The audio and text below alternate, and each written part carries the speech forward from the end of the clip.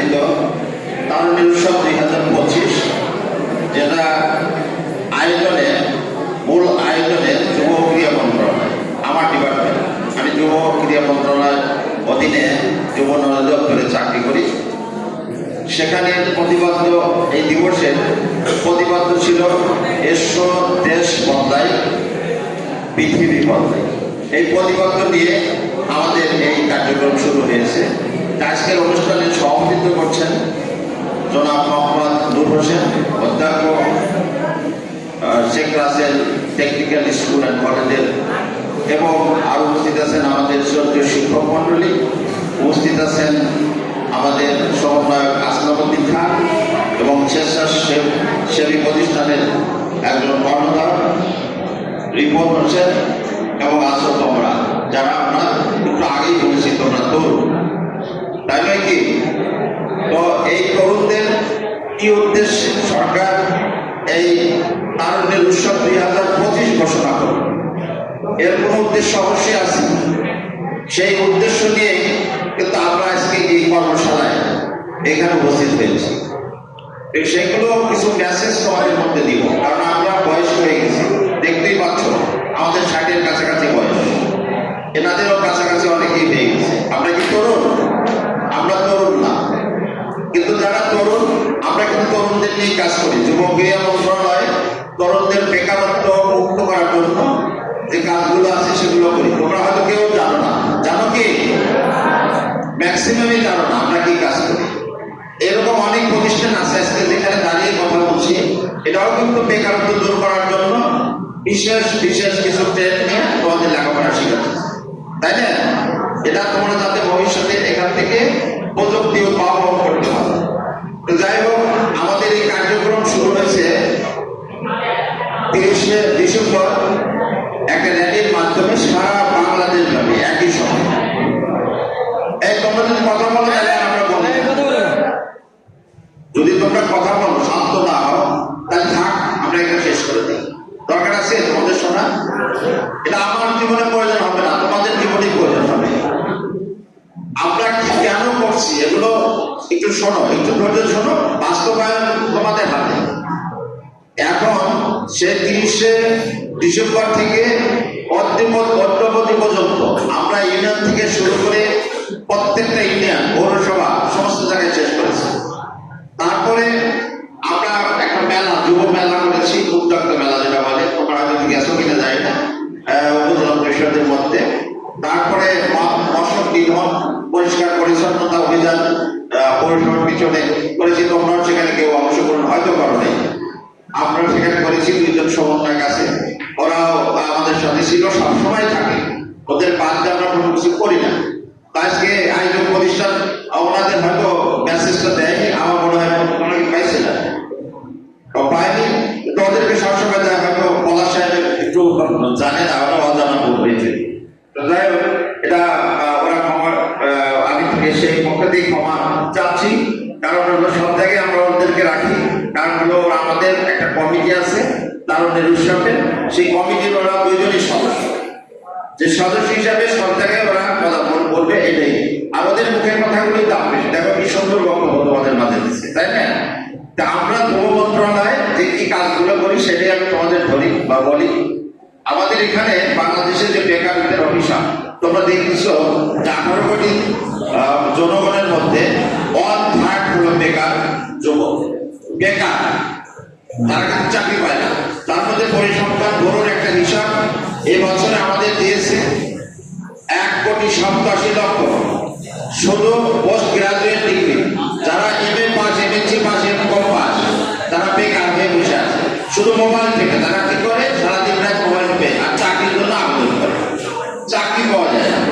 5 লক্ষ লোক আমাদের কি করে, 5 থেকে 6 লক্ষ লোক বিশেষ পরীক্ষা, তোমরা শুনছো তো বিশেষ পরীক্ষা কাকে বলে, সেই বিশেষ পরীক্ষায় অংশগ্রহণ করে। প্রথমে তারা প্রিলি পরীক্ষা দেয়, তারপরে টেকে, তারপরে লিখিত দেয়, তারপরে এরকম পাঠ পরীক্ষা দিতে দিতে এসে 2000 লোক আর নন ক্যাডারে, যেটা তোমরা পাচ্ছ যে 13 জন শিক্ষক একটু আগে ঘোষণা করলেন, এরকম নন ক্যাডারে নবম গ্রেড, দশম গ্রেড দিয়ে মোট 10-12 হাজার লোককে নিয়োগ দেয় প্রতি বছর। আর আমাদের এডওয়ার্ড কলেজ থেকে পাবনা এডওয়ার্ড কলেজের নাম শুনছো? সেই এডওয়ার্ড কলেজ থেকে পাস করে পোস্ট গ্রাজুয়েট ডিগ্রি লাভ করে 23,000। এগুলো বাদ দিলাম, সাথিয়ার আশেপাশে যে কলেজ আছে, সুন্দরনগর আছে, এগুলো বাদ দিলাম। এগুলো বাদ দেওয়ার পর এখান থেকেই পাস করে হলো 23,000। এখন বোঝো আমরা নিচ্ছি কত? সরকার 12,000। 12,000 যদি আমি এডওয়ার্ড কলেজের যেগুলো পাস করে সেগুলোকেও আমি নিতে পারতেছি না, তাই না? সারা বাংলাদেশ থেকে আসতেছে মাত্র 12,000। আর ধরলাম ওষুধ কোম্পানি, বিভিন্ন কোম্পানি, আদার্স যত কোম্পানি আছে গার্মেন্টস দিয়ে, আর চাকরি করলো আরো ধরো 50,000 ব্যাংক দিয়ে। প্রতি বছর ধরলাম 50 থেকে 60,000 লোক চাকরি পায়। কিন্তু আমার পাস করতেছে কত? 110টার মতো প্রাইভেট ইউনিভার্সিটি আছে, 45-46টার মতো আমার সরকারি ইউনিভার্সিটি আছে। কলেজগুলো আমি বাদ দিলাম, অগণতি 100 উপরে আছে। এই যে পাস করা ছেলে মেয়েগুলো বা আমাদের যুবকগুলো, তার তরুণগুলো কোথায় যাবে? তাদের বেকারদের এই অভিশাপ কিভাবে মুক্ত হবে? সরকার এই চিন্তা ভাবনা নেই, তারুণের উৎসব নামে এই বিয়ারটা নিয়ে আসছে যে কিভাবে যে আমরা দেশ নিজেকে বদলায়। আগে নিজেকে বদলায়, দেশ মানে নিজেকে বদলায়। নিজেকে যদি বদলায় কিভাবে? যে আমাদের প্রশিক্ষণের মাধ্যমে উদ্যোক্তা সৃষ্টি করি। যে যা করো, যেমন এখানে অনেক ট্রেড আছে, এখানে অনেক ভালো ভালো ট্রেড আছে যারা পড়াশোনা করতেছে। ট্রেডে তুমি নিজেকে নিজে আত্মকর্মসংস্থান সৃষ্টি করতে পারো। চাকরির পিছিয়ে তোমার দরকার নাই, তুমি মানুষকে চাকরি দিতে পারবে। এই টেন্ডেন্সি তোমাদের মধ্যে সৃষ্টি করতে হবে এখন থেকে যদি না করো তাহলে ভবিষ্যতে ওইরকম মোবাইল টিপতে টিপতে তোমার হাত ব্যথা হয়ে যাবে। দরখাস্ত করতে করতে তোমার জীবন মানে পায়ের জুতা যদি থাকে সেটাও থাকবে না, ছেড়ে যাবে, চাকরি পাবে না। আমি এটা গ্যারান্টি দিয়ে দিতে পারি, চাকরি কিন্তু নাই। যত বেশি বলো চাকরি কিন্তু নাই, কারণ মানুষ জনসংখ্যা বেড়ে যাচ্ছে, আমাদের চাকরির পর একটাও বাড়ছে। যেগুলো আছে সেগুলো স্বর্ণ করে রাখা হচ্ছে সরকার, কারণ সরকার বেতন দিতে পারে না। সেই জন্য আমাদের কি করতে হবে? নিজেদের উদ্যোক্তা উদ্যোগ গ্রহণ করতে হবে, উদ্যোগের মাধ্যমে উদ্যোক্তা সৃষ্টি, নিজেকে নিজের পায়ে দাঁড়াতে হবে। কিভাবে করা যায়? যেমন আমাদের যুবকরা অনেক প্রশিক্ষণগুলো আছে, থেকে শুরু করে এমন কোনো নাই, কম্পিউটার বলো, ফ্রিল্যান্সিং বলো, যা বলো, সব শ্রেণীর লোকের জন্য, শিক্ষিত লোকের জন্য, যারা কম শিক্ষিত লোক, যারা একদম লেখাপড়া যায় না তাদের জন্য, সব শ্রেণীর লোকের জন্য প্রশিক্ষণ আছে। এবং তার পাশাপাশি আমাদের রিটেল, সরকারি রিটেল ব্যবস্থা আছে, যাতে করে সেই পড়ুয়া ছেলে মেয়ে প্রশিক্ষণের মাধ্যমে নিজের পায়ে নিজে দাঁড়ায়। অনেক আজকে বাজারে যে টিম দেখছো, সে টিমগুলো কোথা থেকে আছে? আমাদের তরুণরা তৈরি করে। তোমার মা বাপদের 10টা-15টাকে মুরগি বসে আছে না বাড়িতে, তোমরা বসো না? সেখানে 10টা-15টা মুরগি থেকে 10-12টা ডিম পাও। সে বিক্রি করলে তোমার পাড়ার খরচ কিন্তু হয়ে যায়। যদি ওইটাই তুমি যদি 100টা মুরগি পালন করো, তাহলে 100 মুরগি থেকে তুমি কত পাবে? এইভাবে কিন্তু তোমাদের সাস্টেইন হয়। আর নাইলে কি করো? তোমরা সবার হাতে মোবাইল আছে, মোবাইল নিয়ে রাত্রিতে কি করো? সারা রাত 2টা-3টা পর্যন্ত চ্যাটিং শুরু করতে করতে ভোরবেলায় শোনো, আবার হয়তো ভালো করে শোনো। আর সকালবেলায় স্কুলে আসবা বা এই কলেজে আসবা, সে সময় তোমার রাত থাকে না, তুমি স্কুল গামী কলেজ গামী হতে পারছো না। কেন? ওই মোবাইল তোমাকে ভ্রান্ত পথে নিয়ে যাচ্ছে। কিন্তু এই মোবাইল আবার ভালো দিকগুলো রয়ে গেছে। এখন তুমি যদি ওই মোবাইলের খারাপ দিকগুলো বর্জন না করো, তাহলে তুমি কখনোই এই তারুণ্যের উৎসব দিয়ে আমাদের কোনো কিছু দিয়ে কোনো কিছু পাবে না। ক্লাসে না আসলে যে ইভেন্ট গুলো শেখায় টিচাররা, সেই শিক্ষা ঘরে বসে বই পড়ে বা এগুলো পড়ে তোমরা কোনোদিনও শিখতে পারবে না। যে তোমাদের কথা দিতে হবে যে আমরা মোবাইল না টিপে খারাপ দিকগুলো না দেখে ভালো দিকগুলো দেখবো। আছে না ওখানে কোরআন শরীফ আছে না, বিয়ে করলে আসলে আসে না, সূরা আছে না, ওখানে ভালো ভালো বই পুস্তক আছে না, ক্লিক করলে চলে আসে না, সেগুলোকে তোমাদের ফলো করতে হবে। অনেক জিনিস আছে যেখানে মেকানিক্যাল, তারপরে তোমার ডিজিটাল, বিভিন্ন রকমের তোমার তৈরি করা, ডিভাইস তৈরি করা যায়। সেগুলো তোমরা ইঞ্জিনিয়ার হচ্ছ, তোমাদের কিন্তু ইঞ্জিনিয়ারিং কলেজ স্কুল, সেখানে তোমরা সেগুলো দিকে ফলো আপ করে নিজের উদ্ভাবন করবা। এই উদ্ভাবন কিন্তু আস্তে আস্তে তোমাকে অনেক উপরে নিয়ে যাবে। তোমরা কি করবে? চাকরি নিজে না করে নিজে উদ্যোক্তা হয়ে আরো 10 জন লোককে চাকরি দিবে। এই মনোভাব এখন থেকে তোমাদের মধ্যে সৃষ্টি করতে হবে। কারণ আগামীতে তোমরা যখন যুবক হয়ে যাবে, যখন তোমরা পাশ করে বেড়ে শিক্ষা অর্জন করে অনেক বড় হবে, তখন কিন্তু দেশটার অবস্থা আরো বিপর্যয়ের মুখে হবে যদি আমরা এই নিজের পায়ে নিজে না দাঁড়াই। কারণ বৈদেশিক যে মুদ্রা আছে সেই মুদ্রার উপর আমরা চলি, অর্থাৎ আমদানি নির্ভরশীল দেশ। আমরা সব জিনিস যদি আমদানি করি, বিদেশি টাকা আমরা কোথায় পাবো? ডলার কোথায় পাবো? আমরা ডলার সংকটে এখন সব কিছু আমরা হারাই বসছি। সেই ডলার যদি আমদানি না করতে হয়, সেজন্য আমরা সব কিছু উৎপাদনে যাবো, যে যেটা উৎপাদনশীল করলাম। চাকরি মনোভাব আমার মন থেকে দূর করে দেবে, এই মনোভাব তোমাদের মধ্যে আনতে হবে। এই মেসেজটা দেওয়ার জন্যই আসলে এই কারণের উৎসব 19শে ফেব্রুয়ারি পর্যন্ত আমরা মানুষের দ্বারে দ্বারে স্কুলে বিভিন্ন জায়গায় আমরা যাচ্ছি এই মেসেজগুলো দেওয়া। এটা হতাশার কিছু নাই, নিজের পায়ে নিজে দাঁড়ানো খুব সহজ।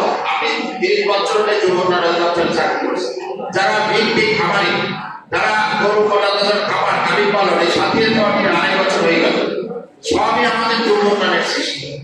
এগুলো বিষয় না, আমাদের কাছে ট্রেনিং আছে, ট্রেনিং শেষে আমরা টাকা দিয়ে ট্রেনিং পাই, অর্থাৎ টাকাও দিয়ে ট্রেনিং করতে আবার এই নয়, সেগুলো দিয়ে আমরা কিন্তু তাকে সাস্টেইন করছি। যে তোমরা যখন আমাদের তরুণরা এরকম লেখাপড়া শেষে যখন নিজের চাকরির জন্য পড়া শুরু না করে আমাদের যুবকরা অধিদপ্তরের সঙ্গে যোগাযোগ করবে, যাতে আমরা তোমাদের মূল প্রশিক্ষণগুলো করে আমরা সাস্টেইন করতে পারি। এই মনোভাব সৃষ্টি করতে হবে। আর যারা বেকার আসো, ভালো ছাত্র ভালো ছাত্রী, তাদের বেকার, তারা যদি 5 লাখের মধ্যে বিসিএস করতে পারে তো তারা চলে যাবে, সবাই তারা যেতে পারবে না, বলছি না আপনার বাজার যাবে। তো এই জন্য এই মেসেজগুলো। আর কিন্তু মোবাইল সাবধান, এটা থেকে দূরে থাকো, নাইলে কিন্তু স্কুলে তোমরা ঠিক মতো আসতে পারো। মেয়েদের বেলায় কি তোমরা ঠিক মতো আসো, কিন্তু এই ছেলেগুলো তোমরা ঠিক মতো আসতে পারো। এখানে কথা দিয়ে যাও যে তোমরা রাত 10টার মধ্যে শুরু করো, এই শুরু করবে, সেটা যদি করো তাহলে তোমার মানুষের মতো মানুষ হবে। এই দেশটা আগামীতে তোমাদের চালাতে হবে, এই দেশটা তোমাদের চালাতে হবে, আমরা কেউ চালাবো না, আমরা থাকবো না। সেই জন্য এখান থেকে এই মেসেজটা তোমাদের মধ্যে হলো, তোমরা এগুলো মেনে চলবে। তো আমরা সময়ও কম, আমাদের অধ্যক্ষ মহোদয় আছেন, উনি তোমাদেরকে ভালোভাবে, উনি খুবই ভালো মানুষ। তারপরে আমাদের যে প্রভাষক সাহেব ইনস্ট্রাক্টর, এরা তো তোমাদের খুব প্রিয় স্যার, তাই না? প্রিয় স্যার না, এরা খুব ভালো বোঝায় তোমাদের, সবাই আরো আছে এরাও ভালো বোঝায়, তাদের এদের কথা মানবে, এরা যেভাবে বলে সেই কথাগুলো শুনবে। আর আছে আমাদের লাইক রিপোর্ট, যে কথাগুলো বললো এগুলো হারে হারে তোমরা মানবে, হারে হারে বলছি, এগুলো যদি মানো তাহলে মানুষের মতো মানবে। একটা গাছ, একটা আদিস আছে, আলেম সাধারণত আমার সামান জ্ঞান হলো বৃক্ষ আর কর্মদার ফল। তুমি শিক্ষা অর্জন করলা কিন্তু ফল করতে পারলা না, তাহলে সেই গাছকে কিন্তু তুমি খুব ভালো ব্যবহার করতে পারবে না। শিক্ষার পাশাপাশি তুমি ফল যাতে হয় সেই রকম গাছ তৈরি হবে, গাছ তৈরি করো, নিজেকে তৈরি করো। অতএব তোমরা এই জন্য আমি আবারও রিকোয়েস্ট করবো যে আজকে তারপরে যে আমাদের লাইভ যেভাবে কথাগুলো বলে, তোমরা যেভাবে বলে এগুলো তোমরা শুনে সেগুলো ফলো করার চেষ্টা করবা। মাদক, তারপরে তোমার যে পরিষ্কার পরিচ্ছন্ন তা যেগুলো আছে বাড়ির সামনে যে কাগজ করে আছে সেগুলো যেন করে না থাকে, তোমরা নিজেরা সেগুলো আগুন যে করে আছে সেগুলো ধ্বংস করে পরিবেশ করতে রাখে। কেমন এই করবে নাকি বলো? তোমার বাড়ির সামনে পলিথিন আছে, সেই পলিথিন 4 বার দিলে তোমরা কি করলে সুন্দর করে বসাই না একটা আগুনকে পড়ে ধ্বংস। তারপরে আমি বলি খেলাধুলা, তোমাদের এই খেলাধুলা আছে, ক্রিকেট, তারপরে ফুটবল, এগুলো তোমরা খেলাধুলার মধ্যে থাকবা। কারণ খেলাধুলা যেমন এক্সারসাইজ শরীরের করে, তেমনি ভাবে এটা একটা আনন্দের মধ্যে তোমার জীবনটা অতিবাহিত হবে। তাহলে মোবাইলের সাথে টাচ কম থাকে, এই মোবাইল টাচ থেকে দূরে রাখার জন্য কিন্তু খেলাধুলার উপরে গুরুত্ব দিতে হবে। যেমন আমাদের ক্রিকেট আজ বিশ্ব শেষ হয়ে গেছে, তাই না? এখান থেকে অনেক আত্মকর্মী সৃষ্টি আছে, ডলার ইনকাম করে নেয়। এজন্য এখান থেকে কে ভালো ক্রিকেটার হবে এটা কি আমরা বলতে পারবো? কিন্তু তোমরা ক্রিকেটের উপরে ছাড়তেও বলে যাচ্ছি, এটার উপরে গুরুত্ব দিবে। তোমরা বিভিন্ন যে খেলাধুলা হচ্ছে এখন থেকে রেগুলার খেলা হবে, ফুটবল খেলা, ব্যাডমিন্টন খেলা, এগুলো নিয়মিত করতে হবে। এগুলো না করলে তোমাদের কিন্তু পড়াশোনার প্রতি মনোযোগ থাকবে, ওই মোবাইলের প্রতি মনোযোগ। সেজন্য সবাইকে বলবো, মেয়েদেরও বলবো, তোমাদের ফুটবল আমরা একটা টিম নিয়ে গেছিলাম পাবনায়, একটা কাহিনী বলি, লাইভ ছিল। আমাদের মেয়েরা 5 গোল খেয়ে আমরা শিখে সাথে টিম 4টা সকাল 5 গোল। সেজন্য মেয়েদের এখানে স্ট্রং টিম নাই। এখান থেকে আমরা আশা করবো সেই রাস্তা থেকে একটা ভালো টিম, যে মেয়েগুলো দেখতেছে একটা ভালো টিম ফুটবল খেলতে পারে।